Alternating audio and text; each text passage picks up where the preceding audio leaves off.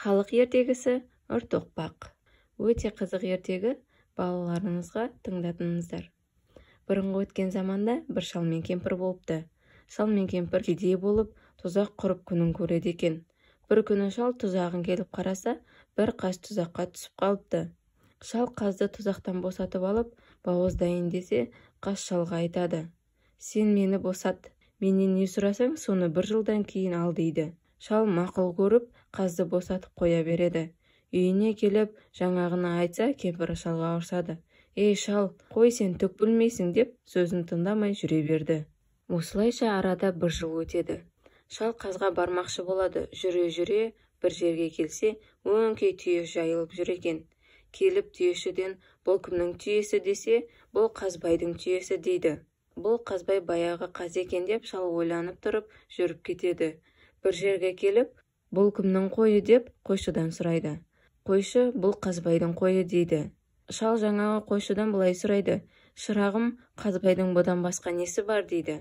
Бала шалға: «Қазбайдың үш жақсы нәрсесі бар.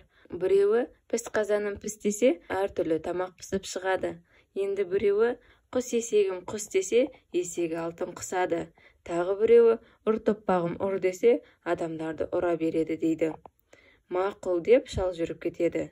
Шал Қазбайдың ауылына да келеді. Қазбай шалды күтіп алады. Шал Қазбайдан піс қазанын сұрайды. Қазбай сол сұрағанын береді. Осылайша шал мәз болып үйіне келе жатса, бір жерде асық ойнап жүрген балалар шалға қарап: «Ата, асқа түс» дейді.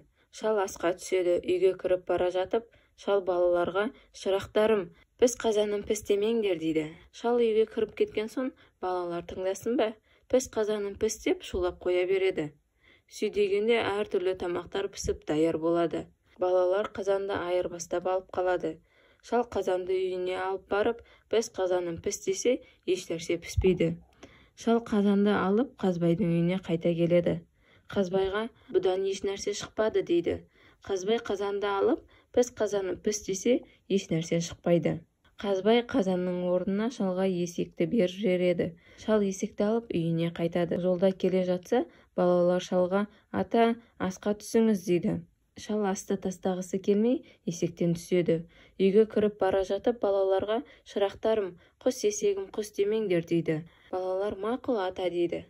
Сонымен шал үйге кіріп кетеді. Балалар шалдың айтқанын тыңдамай, «Құс есегім құс десе, есек алтын құсады». Балалар есекті айырбастап, орнына басқа есекқа келіп қояды. Шал тамақтанып үйден шығып, есекті алып үйіне кетеді. Кемпір: «Дан алып келгенің осы ма?» дейді. Шал есекке: «Құс есегім құс десе, есек ештеңе құспайды». Шал есекті алып Қазбайға тағы да барады. «Есек ешнәрсе құспайды» дейді. Қазбай есекті алып: «Құс есегім құс десе, ештеңе құспайды».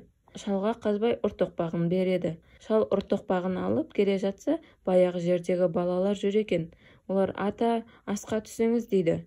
Шал үйге кіріп бара жатып, балаларға: «Шырақтарым, ұртоқпағым ұр демеңдер» дейді. Шал үйге кіріп кеткен соң, балалар: «Ұртоқпағым ұр» дейді. Тоқпақ балалардың әрқайсысын ұрып жүр, тоқтамайды, ұрып жүр.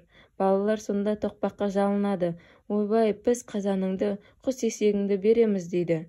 Сонда шал осы айтқан сөздерді естіп қояды. Шал келіп: «Піс қазанды, құс есекті бересіңдер ме?» дейді. Балалар: «Мақұл, әкеліп береміз» дейді. Сонда шал ұртоқпақты қойғызады. Сонда балалар жүгіріп барып, піс қазанды, құс есекті әкеліп береді.